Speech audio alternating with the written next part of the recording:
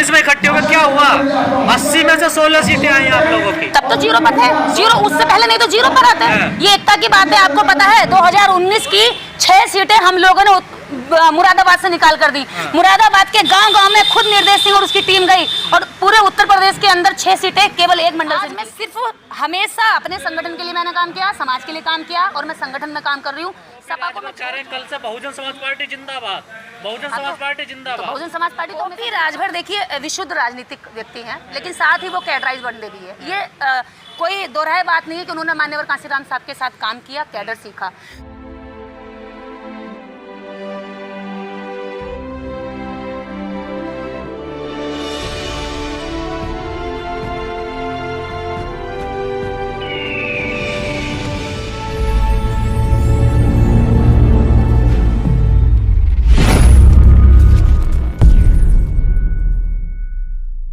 लेकिन आपको उम्मीद थी कि अगर बीजेपी को हरा सकती है, सपा हरा सकती है, लेकिन हरा नहीं पाई ना। देखिए बेईमानी की है, आप देखेंगे कई ऐसी सीटें हैं जिन पर 400, 500, 1000 वोटों का वो है।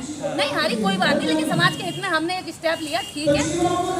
हाँ, हर कोई सामाजिक कार्यकर्ता जब उसे लगता है कि समाज के हित में क्या करना है, मैंने भी वही सोचकर बनाया इसका। हम सफल लगा कि सपा में जाने से समाज हित है, समाज के बीच में हम रह रहे थे, समाज को लगा हम समाज के साथ गए।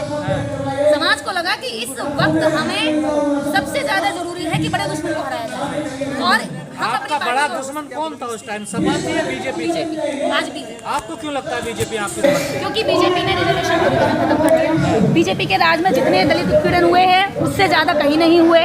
बीजेपी हमारी हमेशा से वैचारिक दुश्मन रही है।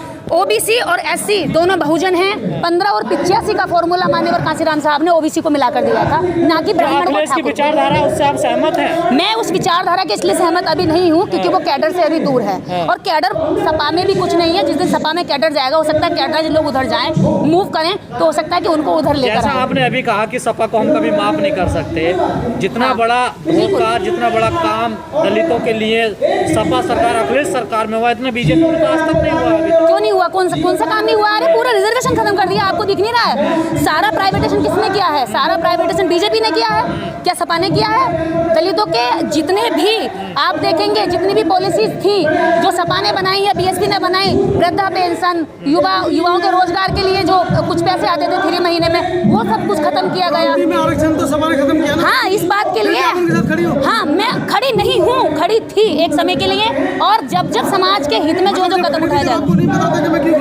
मुझे पता था, और मैं बहुत अच्छे से सोच समझकर बहुत अच्छे से मैं गई। मुझे लग रहा था कि इस समय बीजेपी को हराने के लिए सिर्फ फिलों में इस उत्तर प्रदेश के अंदर सपा आ रही है और सपा के साथ हमारा जाना। अभी 2 चुनाव हुए, दोनों सपा की सीटें ही, दोनों हार गए, बड़ी मजबूत सीटें ही, उस पर क्या कहना है आपका? देखिए, यहाँ चुनाव एक तो निष्पक्ष नहीं होते, ठीक है। यहाँ लास्ट मोमेंट पर बेईमानियाँ की जाती हैं। 5 बजे तक जीतता हुआ व्यक्ति 6 बजे के बाद हार जाता है। तो ये सभी को पता है कि यहाँ हारा और जीता कैसे जाता है। रही बात लड़ने की, तो विपक्ष में बैठे हुए लोगों को एकजुट होकर के लड़ना चाहिए। और मैं तो कहती हूँ जब तक सपा बसपा एक साथ नहीं आएंगे, देखिए आज ही सपा और बसपा एक साथ आकर के दोनों लीडर कह दें कि भाई हम दोनों साथ हैं, तो क्या समाज के बीच में ओबीसी और एससी लोग इकट्ठे नहीं होंगे?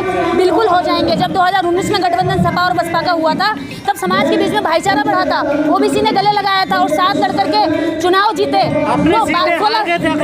वो हारे थे, 16 सीटें निकली। देखिए, मैं कोई सपा की प्रवक्ता नहीं हूँ कि मैं सपा की ओर से आपको सारी सफाइयां दूंगी या मैं सपा के सारे कार्यकाल की। लगता है कि बीएसपी को सपा से गठबंधन कर लेना चाहिए? बिल्कुल करना चाहिए। तो आजकल पत्र लिख रहे हैं, अपने चाचा से कह रहे हैं स्वतंत्र जाइए, वो भी राजभर से कह रहे थे छोड़कर आए। देखिए, सपा बसपा दोनों बहुजन समाज की वो संख्या है जिसको बांट करके बीजेपी हमेशा सत्ता में बैठे रहना चाहती है। जब तक हमारे नेता ये नहीं समझेंगे कि हमारी बड़ी संख्या हम बड़े लीडर्स की वजह से टकराती है और आपस में बिखराव होता है, जिस दिन बड़े लीडर इकट्ठे होते हैं उस दिन नीचे की जनता अपने आप ही 2019 में इकट्ठे हो गए, क्या हुआ?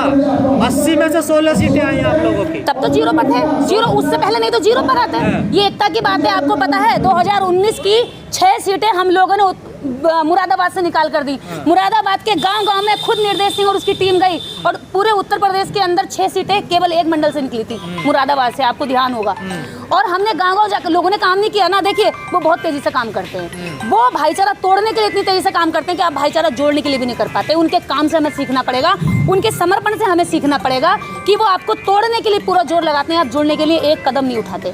तो ये कहीं ना कहीं हमारी भी कमियां हैं। मुरादाबाद मंडल से तो दलित मुस्लिम गठजोड़ हुआ तो आप लोग सीटें जीत गए, लेकिन कन्नौज का क्या हुआ, एटा का क्या हुआ, मैनपुरी का क्या हुआ, वहाँ तो तुम बिल्कुल हार गए। देखिए अगर उस पे मैं बात करूं तो फिर वही आ जाएगी आलोचना की, लोग कहेंगे कि यादवों के गढ़ हैं वो तो तुम हार गए ना।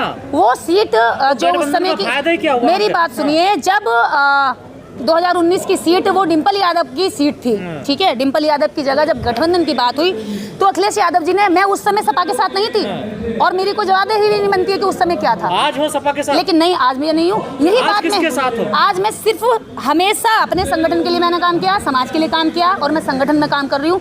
सपा को मैं छोड़ चुकी हूँ और ये बात सपा के लोग और बसपा के लोग अच्छे से जानते समझते हैं कि मेरे लिए समाज हमेशा सर्वोपरि रहा है। अपने समाज के नेतृत्व के लिए मैं वहाँ गई थी और वो बातें मैंने हमेशा बोली।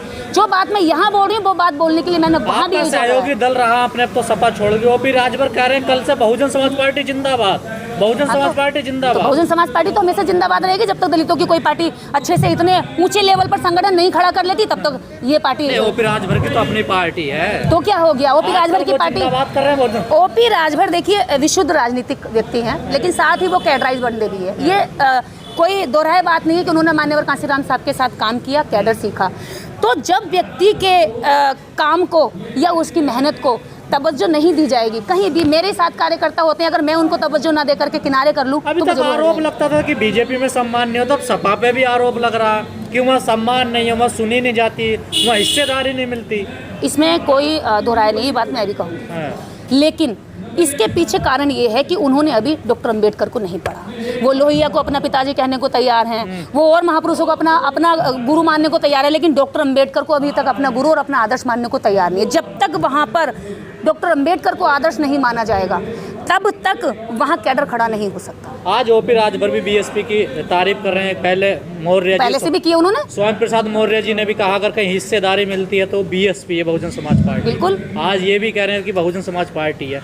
तो क्या बहुजन समाज पार्टी वाकई में हिस्सेदारी देती है लोगों को? इसमें कोई दोहराए नहीं है। देखिए बहुजन समाज पार्टी ने ही प्रत्येक जाति के अंदर मल्लाह जाति से कहा कि तू भी नेता बन सकता है, हे नाव चलाने वाले चल तू भी नेता बन, हे चप्पल जूते बनाने वाले तू भी नेता बन, तू भी नेता बन सकता है, तू केवल वोट डालने के लिए नहीं है, तू अपना नेता बनकर वोट मांग भी सकता है। और रिक्शा चलाने वाले को भी कहा, सब्जी बेचने वाले को भी कहा, और बहुजन समाज पार्टी ने करके भी दिखाया। जो सड़कों पर थे उनको ऊपर तक पहुंचाया, उनके शीर्ष नेता बनाया। तो बहुजन समाज पार्टी ने सबको प्रतिनिधित्व दिया है, सबको सम्मान दिया है, ऐसा नहीं है। और बहुजन समाज पार्टी के सवाल मेरा भी, उपचुनाव हुए, बीएसपी का 13% वोट रह गया था लगभग, अब उनका 29% हो गया उपचुनाव में वोट, तो क्या वापसी कर रही है बीएसपी? शायद ऐसा हो। मेरे लिए तो बड़ी सुखद घटना है ये, और मेरे लिए बहुत सुख की अनुभूति है कि बसपा दोबारा से आए और बसपा दोबारा से मजबूत हो, क्योंकि दलितों को फिर से अब फिलों में आना पड़ेगा। क्योंकि जब आपकी सत्ता और आपका शासन नहीं होगा तो आपकी कहीं नहीं सुनी जाएगी। एक बड़ी संख्या बिना सत्ता के, अगर सत्ता से बाहर कर दी गई संख्या होगी तो चौराहे पर खड़ी होकर के ये अकेली ना रह जाए। मेरा तो यही कहना है कि एकजुट हो और अपने सरकार बनाए।